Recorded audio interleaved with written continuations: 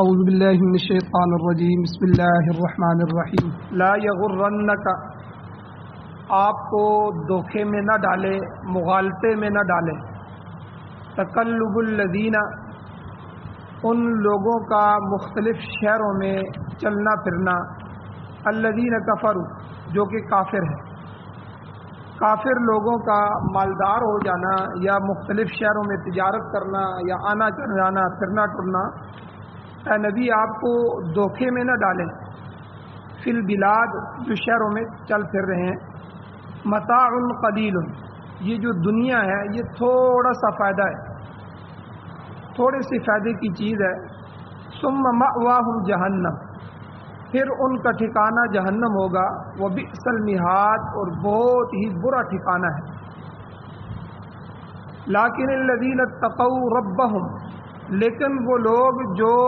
ڈرے اپنے رب سے، جنہوں نے تقوی اختیار کیا،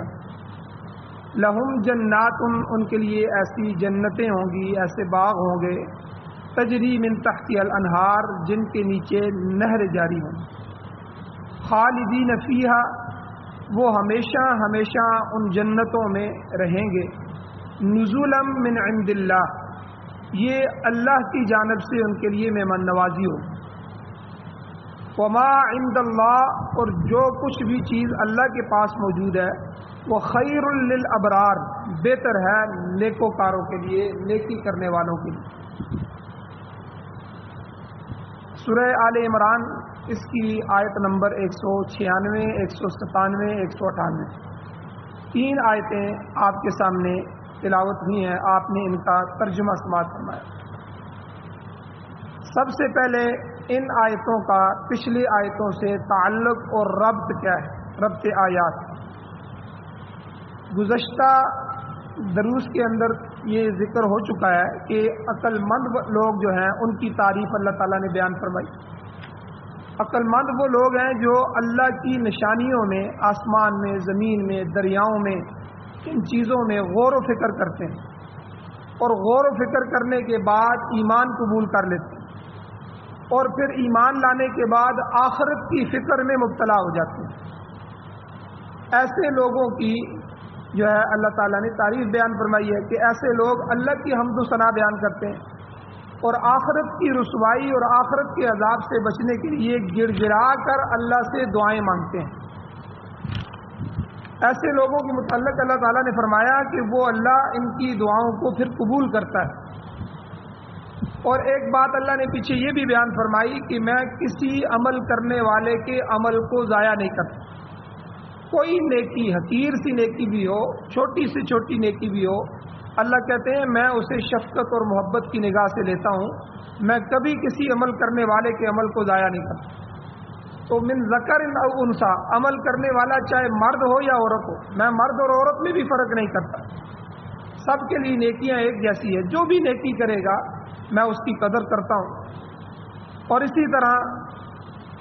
اللہ تعالیٰ نے فرمایا کہ خصوصاً جو لوگ مشقت کے کام کرتے ہیں، اللہ کے دین کے لیے اپنے گھر بار کو چھوڑ کر اللہ کے راستے میں، اللہ کی رضا کے لیے جو ہے وہ ہجرت کرتے ہیں، مہاجر فی سبیل اللہ، اور دوسرے وہ لوگ کہ جو جان ہتھیلی پر رکھ کر اللہ کی راہ میں اللہ کے دین کے غلبے کے لیے جہاد کرتے ہیں، اور کبھی تو وہ غالب آ جاتے ہیں، قاتلوا و قتلوا، اور کبھی جو ہے وہ قتل کر دیے جاتے ہیں، شہادت کا درجہ پا لیتے ہیں۔ ایسے لوگوں کے لیے اللہ تعالیٰ نے فرمایا کہ ثوابا من عند اللہ، اللہ کے ہاں بہت بڑا اجر ہے، بہت بڑا ثواب ہے، اور یہ لوگ اللہ کے ہاں کامیاب ہیں۔ یہ تو پچھلے دروس کا خلاصہ ہے جو پیچھے درس گزرے ہیں۔ اب آج کے درس میں دوسری قسم کے لوگوں کا تذکرہ کر کے اللہ تعالیٰ نے اہل ایمان کو خبردار کیا، اے ایمان والو، کفار کی ظاہری شان و شوکت کو دیکھ کر، ظاہری مال و دولت کو دیکھ کر، ان کے آرام کو، ان کی آسائشوں کو دیکھ کر کہیں تم دھوکے میں نہ پڑ جانا۔ لا یغرنک الذین، لا یغرنک تقلب الذین کفروا فی البلاد۔ تو یہ جو تمہیں ان کے اوپر نعمتیں نظر آ رہی ہیں کہ اللہ نے ان پر بڑی نعمتیں کی ہیں، یہ ہے کافر لیکن بڑے مالدار ہیں، بڑی ان کی تجارتیں ہیں، بڑے ڈالر ہیں، بڑی ریل پیل ہے. تو اللہ فرما رہے ہیں کہ حقیقت میں یہ اللہ کے پسندیدہ لوگ نہیں ہیں، بلکہ ارشاد فرمایا لا یغرنک تقلب الذین کفروا فی البلاد، کفار کا مختلف شہروں میں آنا جانا کہیں آپ کو دھوکے میں نہ ڈال. تو فرمایا آپ دیکھتے ہیں کہ بعض لوگ جو اللہ تعالیٰ کی نافرمانی کرتے ہیں، اللہ کے نافرمان ہوتے ہیں، شرابی زانی لوگ ہوتے ہیں، باغی قسم کے لوگ ہیں، اسلام کے مخالف لوگ ہیں اور معاصی اور گناہوں میں مبتلا ہیں، اور وہ اس دنیا میں خوشحال زندگی گزار رہے ہیں، خوشحالی سے زندگی بسر کر رہے ہوتے ہیں، بہتر مکانوں میں رہائش پذیر ہوتے ہیں، اعلیٰ قسم کی سواریاں گاڑیاں جو ہے ان کو ملی ہوتی ہیں، اور کارخانوں کے کارخانے اور جائیدادیں جاگیریں اور مربے ان کے ہوتے ہیں، مال و دولت کی فراوانی ہوتی ہے. تو یعنی ہر چیز ان کے پاس ہے، مگر ایمان نہیں ہوتا، ایمان سے خالی ہے، نیکی سے محروم ہے، اللہ تعالیٰ کی وحدانیت پر ایمان نہیں رکھتے، بدعات رسومات اور شرک کے اندر مبتلا ہیں، اور عاقبت کی آخرت کی انہیں فکر کوئی نہیں ہے. تو اللہ تعالیٰ نے فرمایا کہ ایسے لوگوں کے متعلق یہ گمان نہ کر بیٹھنا کہ شاید یہ لوگ اچھے ہیں، شاید اللہ کی نظر میں پسندیدہ ہے. تو یہاں اس آیت میں گویا کہ اللہ تعالیٰ نے ایک اصول، ضابطہ اور قانون بیان کر دیا کہ روسی اور امریکی لوگ اگر سائنس اور ٹیکنالوجی میں آگے بڑھ رہے ہیں، جاپانی لوگ صنعتوں میں سیر فہرست ہیں، اور اسی طرح جرمنی والے اور برطانیہ والے انجینئرنگ میں آگے جا رہے ہیں، تو انہیں دنیا میں اقتدار حاصل ہے، لوگ خوشحال ہیں، روپے کی ریل پیل ہے، ڈالر اور ان کا مارک جو ہے اور پاؤنڈ وہ پوری دنیا میں اس کے ذریعے معیشت کو آگے بڑھا رہے ہیں، معیشت پر ان کا قبضہ ہے. اللہ تعالیٰ نے فرمایا تو کہیں تم لوگ ان لوگوں کو دیکھ کر مغالطے میں نہ پڑ جائیں، کیونکہ یہ اللہ کی نعمت نہیں ہے، یہ استدراج ہے. استدراج کسے کہتے ہیں کہ بعض دفعہ اللہ تعالیٰ کسی کو آزمائش میں ڈالنے کے لیے یا غافل کرنے کے لیے دنیا دے دیتا ہے، خوشحالی دے دیتا ہے، اور وہ چیزیں جو نیکی کے ساتھ مرتبط ہوتی ہیں اللہ تعالیٰ اس گناہ گار کو دے دیتے ہیں، اور اس وجہ سے اس کے اندر گناہ کے اندر اور پختگی آ جاتی ہے. یاد رکھیں بعض دفعہ یہ چیزیں سخت قسم کی آزمائش ہوتی ہیں. بہت سے لوگ آپ نے دیکھے ہوں گے کہ جو غربت کے زمانے میں اللہ اللہ بھی کرتے تھے، تلاوت بھی کر لیتے تھے اور نمازیں بھی پڑھتے تھے، لیکن جو ہی فراخی آئی، وسعت آئی، کاروبار بڑھنا شروع ہوا تو نمازیں بھی چھوٹ گئی، ذکر بھی چھوٹ گیا. آپ جب پوچھتے ہیں کہ بھئی اس روزہ کیوں نہیں لگاتے، اب تو آپ تعلیم میں بھی مجھے نظر نہیں آتے، اب تو مسجد میں جماعت میں بھی نہیں ہوتے، بس یہ کیا کہیں مجھے سب ٹائم نہیں ملتا، کبھی ادھر جانا ہوتا ہے کبھی ادھر جانا ہوتا ہے، اس لیے وقت نہیں رہا. تو اس لیے بعض دفعہ اللہ تعالیٰ ایسے آدمی کو اگر دنیا دے دے تو وہ دنیا کے اندر ایسا منہمک ہو جاتا ہے کہ وہ دین کو چھوڑ دیتا ہے. تو اس لیے یہ کوئی اچھی چیز نہیں ہے. ہاں برکت والی اللہ تعالیٰ کی رحمت والی دنیا مل جائے جس میں بندہ دین سے غافل نہ ہو، بلکہ اس دنیا کی وجہ سے دین میں وہ دنیا معاون بن جائے، اس دنیا سے مدارس بنا رہا ہو، اس دنیا سے جو ہے اس روپے پیسے سے زکوٰۃ نکال رہا ہو، اس روپے پیسے سے مساجد کی تعمیر کر رہا ہو، صدقے خیرات کر رہا ہو، نماز پڑھ رہا ہو، اور ہر طرح کی جو ہے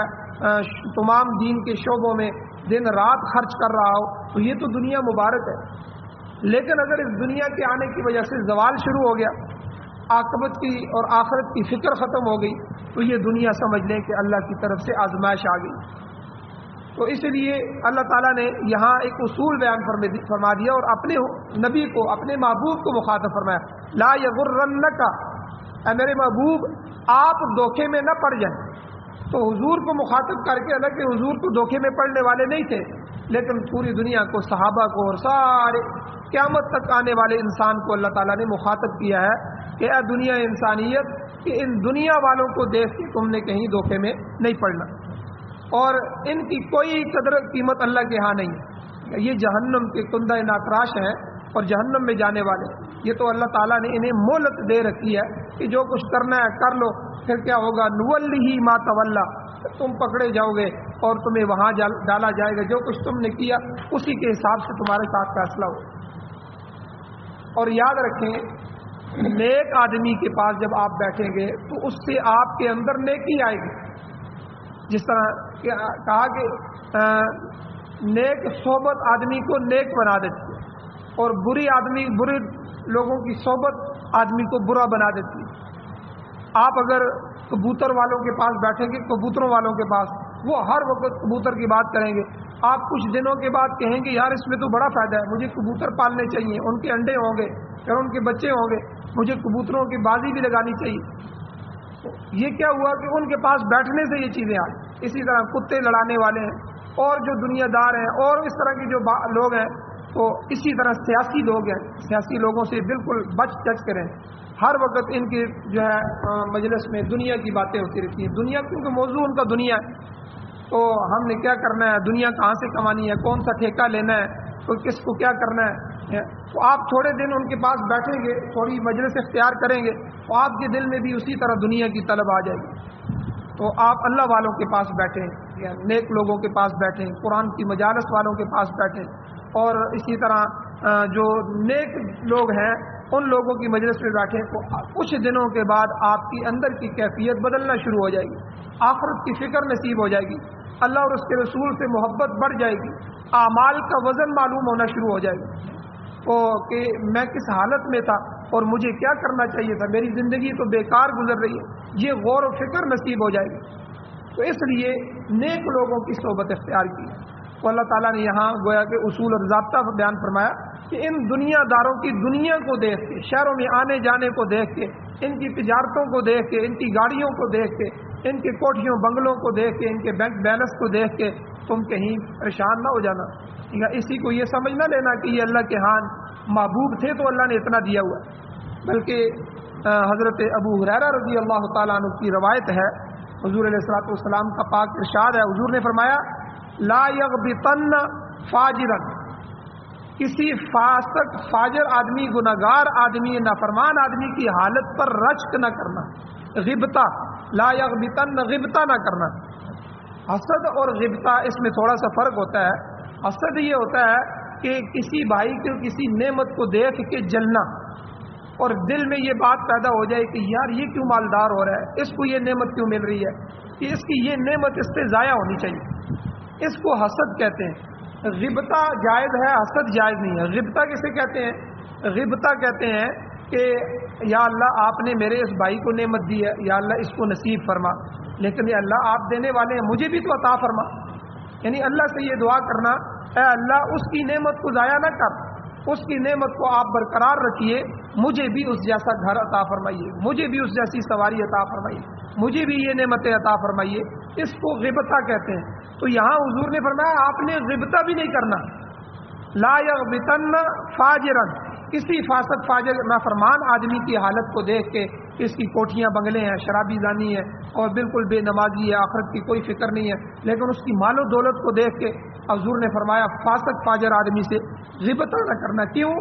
فإنک لا تدری ما ہوا لاقٍ بعد موتہ، کہ حضور نے فرمایا کیونکہ وہ نہیں جانتا کہ مرنے کے بعد وہ کس چیز سے ملنے والا ہے۔ فإنک لا تدری، وہ نہیں جانتا، اسے معلوم نہیں ہے، ما ہوا کہ وہ کس چیز سے لاقٍ ملاقات کرنے والا ہے، بعد موتہ، اپنے موت کے بعد۔ فإن له عند اللہ قاتلا لا يموت، حضور نے فرمایا کیونکہ اس کے لیے اللہ کے ہاں ایک ایسا قاتل ہے جو کبھی مرے گا نہیں۔ یعنی کیا مراد؟ قاتل سے مراد یہاں موت ہے، کہ اللہ کے ہاں اس کے لیے ایک موت مقرر ہے، جس موت کو دنیا میں موت نہیں آنی، اس نے ہر ایک کو جو ہے جدا کر کے رکھنا ہے، جو کبھی اس سے جدا نہیں ہوگی، اور وہ موت ہمیشہ ہلاکت میں اس کو مبتلا کر کے رہے گی۔ تو اس لیے حضور نے منع فرما دیا۔ تو کسی دنیا دار کو دیکھ کے اس کی دنیا پر رشک کرنا، اس کی دنیا کو اہمیت دینا، یا اس کی دنیا کی وجہ سے اس کی عزت کرنا، ٹھیک ہے، ویسے عزت کریں آپ، اس کا اخلاقی حق ہے، کسی بھی انسان کا عزت کرنا اخلاق ہے، حضور نے سکھائے ہیں، لیکن دنیا کی وجہ سے عزت کرنا اور جس کے پاس دنیا نہیں ہے اس کی بے عزتی کرنا، اس کو حقیر سمجھا۔ آج یہ دنیا میں معاملات بن گئے،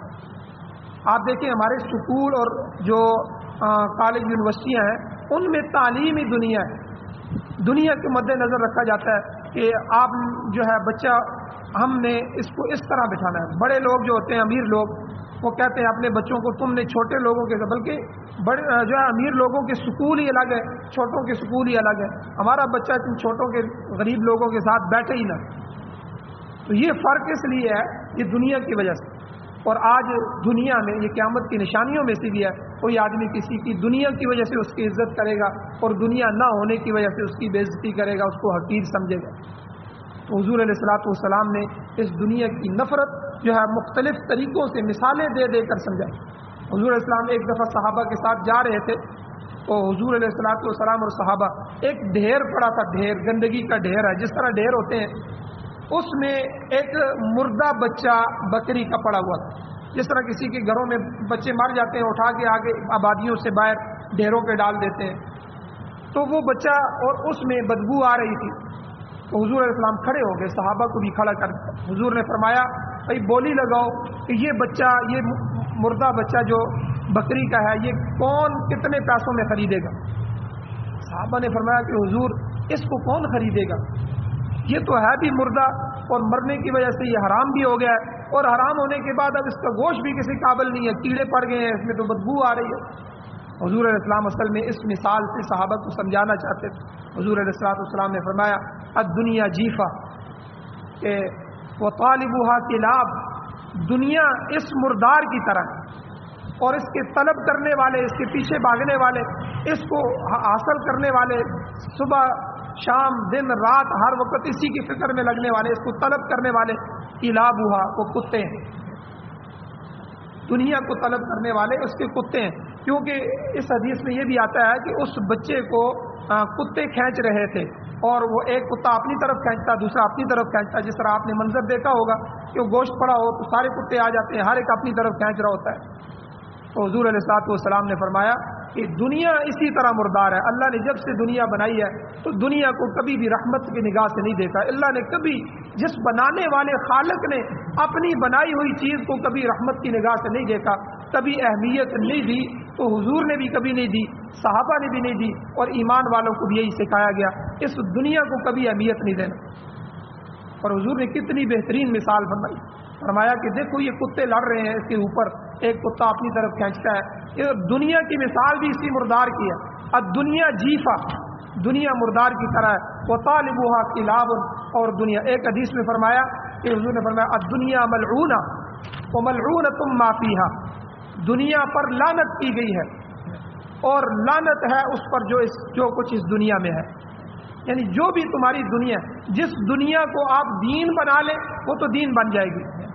آپ ایک گاڑی ہے اس کو دین کے لیے لگا دیتے ہیں، آپ اپنی مال و دولت کو دین کے لیے لگا دیتے ہیں، وہ تو دین ہے۔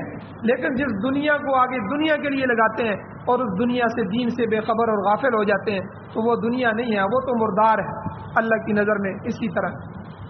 اس لیے حضور علیہ الصلوۃ والسلام نے یہاں، اور قرآن مجید نے ایک مثال دی، بڑی عجیب مثال ہے، موسیٰ علیہ السلام کی اور قارون کی۔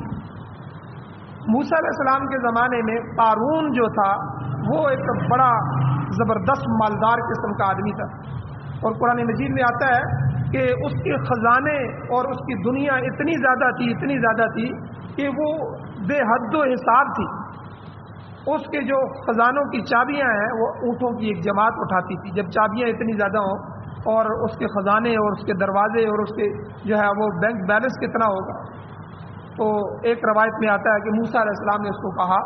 کہ، اور عزیز بھی تھا موسیٰ علیہ السلام کا، کہ بھائی اللہ تعالیٰ نے تمہیں دنیا عطا فرمائی ہے، اس دنیا میں اللہ کا حق ادا کرو، زکوٰۃ ادا کرو۔ اس نے کہا کہ یہ اللہ نے کہاں دیا ہے، یہ تو میں نے اپنے ہنر سے، اپنے علم سے کمائی ہے۔ جو اللہ نے مجھے ہنر دیا تھا، میرا یہ ہنر نہ ہوتا تو میں یہ دنیا کما سکتا تھا، یہ تو میری عقل کا کمال ہے۔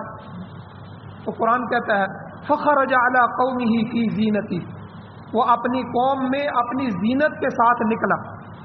بڑا سواریاں ساتھ ہیں، جس طرح آج ایک MNA MPA آتا ہے، 7-10 گاڑیاں ہوتی ہیں، گارڈ ہوتی ہے، اور دنیا دار جو کتے ہوتے ہیں وہ ان کو دیکھ کے ہلبو کر رہے ہوتے ہیں، یہ دیکھو یار کتنا اس کی عزت ہے اور کتنی گاڑیاں ہیں اور کتنی گارڈ ہے۔ تو یعنی فخرج علی قومہ فی زینتی، وہ اپنی زینت کے ساتھ، اللہ کہہ رہے ہیں جو کچھ اس کے مال تھا، اچھا لباس اس نے پہنا ہوا تھا، قیمتی سی قیمتی لباس، اس وقت کی سب سے بڑی گاڑیاں، اور اس وقت کی جو سواریاں تھیں، قیمتی گھوڑے اور جو کچھ بھی تھا، مال و دولت ساتھ اس کی چل رہا تھا، اس کی جو ہے گارڈ چل رہے تھے، یہ ساری اس زینت کے ساتھ جب نکلا تو اللہ کہتے ہیں قال الذین یریدون الحیات الدنیا، تو ان لوگوں نے کہا جو دنیا کے طالب تھے، دنیا کو چاہتے تھے، دنیا کی زندگی کے تھے، یا لیت لنا مثل ما اوتی قارون، ہائے کاش کہ ہمیں بھی اسی طرح دیا جاتا جس طرح قارون کو دیا گیا۔ تو وَإِنَّهُ لَذُو حَظٍّ عَظِيمٍ، اس کے پاس تو بڑا حصہ ہے، بڑا وافر اس کو ملا ہے، انہوں نے طلب کی دے۔ آگے قرآن کہتا ہے، قرآن اس پورے واقعے کو پورے رکوع میں بیان کرتا ہے، جس کا خلاصہ یہ ہے کہ جب اللہ تعالیٰ نے اس کو زمین میں دسایا، اللہ تعالیٰ نے اس کو زمین میں دسایا اور سارا سامان اللہ نے کہا فرشتوں کو اس کے سر پہ رکھو، سارا سامان، اور اس سامان سمیت اللہ نے زمین میں دسا دیا۔ جب یہ منظر قوم نے دیکھا کہ وہ تو زمین میں دسا ہے، اور حضور نے فرمایا کہ قیامت تک وہ اسی طرح نیچے دستا رہے گا۔ اور یہ عبرت قرآن مجید میں اللہ تعالیٰ نے خالص دنیا دار کے لیے بیان، جس کا مقصد ہی دنیا ہے، صبح سے شام تک دنیا ہی دنیا، سوتے ہوئے خواب بھی اس کو دنیا کے آ رہے ہیں اور ہر معاملات بھی دنیا کے کر رہا ہے۔ تو اللہ تعالیٰ نے اس کے لیے، پھر وہ لوگ جب انہوں نے دیکھا جو ایک کچھ دن پہلے طلب کر رہے تھے، ہائے کاش ہمیں بھی اسی طرح زینت دی جاتی، اسی طرح دنیا، انہوں نے کہا کہ اے اللہ ہماری توبہ ہے، جو ہے ہمیں آپ نے مال نہیں دیا۔ تو ہمارے ایک استاد تھے، انہوں نے ایک دفعہ عدالت میں گئے تو جھگڑے دیکھے، زمینوں پر جھگڑے، ہر بندہ بھائی بھائی سے جھگڑ رہا ہے، ایک ایک مرلے پہ جو ہے وہ ایک دوسرے کی جان لینے کے لیے تیار ہے۔ تو انہوں نے مجھے کہا کہ بیٹا بات سنو، شکر ہے اللہ نے ہمیں زمین نہیں دی، ورنہ آج ہم بھی بھائی اور بیٹے اور باپ اور سارے ایک دوسرے سے اسی طرح لڑ رہے ہو۔ یعنی جب آدمی اس منظر کو دیکھتا ہے نا کہ جس وجہ سے وہ منظر سامنے آتا ہے تو دل میں تو یہی منظر تھا کہ قارون کا ایک وہ وقت تھا کہ ان لوگوں نے جب یہ دیکھا، اور پھر ایک وقت یہ آیا کہ اس قارون کو جب خزانوں کے ساتھ زمین میں دسایا گیا، وہی لوگ اللہ سے پناہ مانگ رہے، اے اللہ جو ہے ہم غلط تھے، ہمارے خیالات غلط تھے، شکر ہے آپ نے ہمیں اس طرح کا مال و دولت دے دیا، ورنہ ہم بھی ہلاک ہو جاتے۔ تو اس لیے اللہ تعالیٰ نے یہاں یہ فرمایا لا یغرنک تقلب الذین کفروا فی البلاد، گویا کہ اصول اور ضابطہ بیان فرمایا۔ یہ دنیا میں جو پھرنے ٹرنے والے ہیں شہروں میں، اللہ نے فی البلاد فرمایا، شہروں میں آنے جانے والے، اس کی دبئی میں کاروبار ہے جی، اس کے تو امریکہ میں کاروبار ہے، اس کے پاس اتنے ملکوں کی نیشنلٹی ہے، یہ تو وہاں بھی آتا ہے، دن اس کا ادھر ہوتا ہے، رات ادھر ہو جاتی ہے، یہ تو بڑی مال و دولت ہے۔ اللہ تعالیٰ نے فرمایا اے میرے حبیب، اے میرے نبی، اور حضور کے واسطے سے پوری امت کو مخاطب کر کے فرمایا تمہیں ان لوگوں کا شہروں میں آنا جانا اور اس طرح کے مالدار ہونا، ان کی خوشحالی، ان کے مکان اور کوٹھیاں اور بنگلے یا اور ان کے بینک بیلنس، یہ تمہیں دھوکے میں نہ ڈالے، تم یہ نہ سمجھنا کہ یہ لوگ جو ہیں وہ یہ کامیاب ہیں۔ بہرحال اللہ تعالیٰ سے دعا ہے اللہ تعالیٰ ہمیں عمل کی توفیق عطا فرمائے، اللہ ہمیں اپنے دین کی سمجھ عطا فرمائے۔ آمین۔ الحمدللہ رب العالمین والعاقبۃ للمتقین والصلاۃ والسلام علی رسولہ النبی الأمی الکریم۔ یا اللہ ہماری کمیوں کوتاہیوں کو معاف فرمائیے، یا اللہ درگزر فرمائیے، یا اللہ صغیرہ کبیرہ گناہوں کو معاف فرمائیے، یا اللہ رزق حلال وسیع اور وسیع تر وافر خیر و برکت والا نصیب فرمائیے، یا اللہ رزق حرام کے ایک لقمے سے بھی محفوظ فرمائیے، یا اللہ آخرت کی فکر نصیب فرمائیے، یا اللہ ہماری دنیا کو بھی ہمارا دین بنائیے اور دین کا معاون بنا دیجیے، یا اللہ جو کچھ مال و دولت آپ عطا فرمائیں، پھر دن رات یا اللہ اس کو اپنے تمام مصارف میں خرچ کرنے کی توفیق عطا فرمائیں، یا اللہ جو لوگ پریشان حال ہیں یا اللہ ان کی پریشانیوں کو دور فرمائیے، فقر سے اور محتاجگی سے محفوظ فرمائیے، یا اللہ جو مقروض ہیں ان کے قرضوں کے پورا کرنے کے اسباب پیدا فرمائیے، جو بیمار ہیں ان کو شفا عطا فرمائیے، جو ایمان کی حالت سے اس دنیا کو چھوڑ چکے ہیں، جا چکے ہیں، یا اللہ ان سب کی بخشش فرمائیے، یا اللہ قرآن و سنت کو سننے، سمجھنے، پڑھنے، پڑھانے، یا اللہ دین کے تمام شعبوں میں خدمات سر انجام دینے کی توفیق عطا فرمائیے، یا اللہ ہمارے بچوں کو، ہماری نسلوں کو، قیامت تک آنے والی نسلوں کو، یا اللہ ان کے ایمان کی حفاظت فرمائیے، یا اللہ ان کو قرآن کا حافظ، قاری، عالم، مفتی، مجاہد، غازی، شہید اور دین کا داعی بنائیے، یا اللہ ہم سب کا خاتمہ ایمان پر فرمائیے، قرآن و سنت کے نظام، قرآن و سنت کی حکومتیں نصیب فرمائیے۔ صلی اللہ تعالیٰ علی خیر خلقہ محمد وآلہ وصحبہ اجمعین برحمتک یا